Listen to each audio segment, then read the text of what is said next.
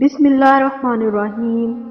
السلام علیکم معزز ناظرین، آج کی اس ویڈیو میں ہم آپ کے ساتھ حضرت نوح علیہ السلام کا ایک واقعہ شیئر کرنے جا رہے ہیں۔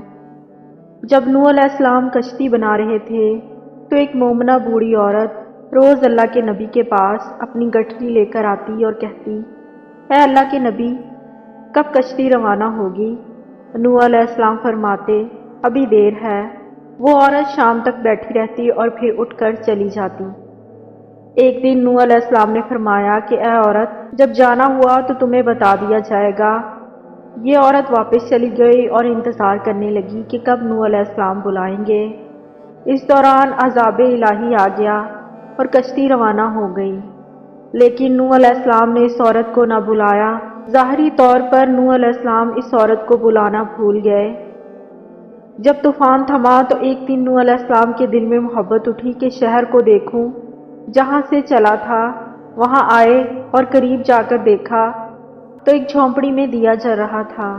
نوح علیہ السلام یہ دیکھ کر چونک گئے کہ روئے زمین پر کوئی بھی ایسا گھر نہیں ہے کہ اتنے عظیم طوفان کے بعد بھی جس میں چراغ جل رہا ہے۔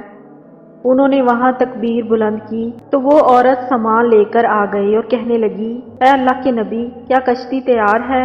چلیں۔ نوح علیہ السلام نے حیرت سے اس کو دیکھا اور کہا، رکو بڑھیا، کیا تمہیں کچھ بھی نہیں پتہ چلا؟ وہ کہنے لگی، یا نبی، کیا پتہ نہیں چلا؟ کہا کہ اتنا بڑا سیلاب آیا، بارش آئی، تمہیں کچھ بھی پتہ نہیں چلا؟ بڑھیا کہنے لگی، اے اللہ کے نبی، بس ایک دن بادل گرجے تھے اور کچھ ہلکی سی پھوار پڑی تھی۔ نوح علیہ السلام حیران ہو کر آسمان کی طرف دیکھنے لگے اور کہا، میرے اللہ، یہ کیا ماجرا ہے؟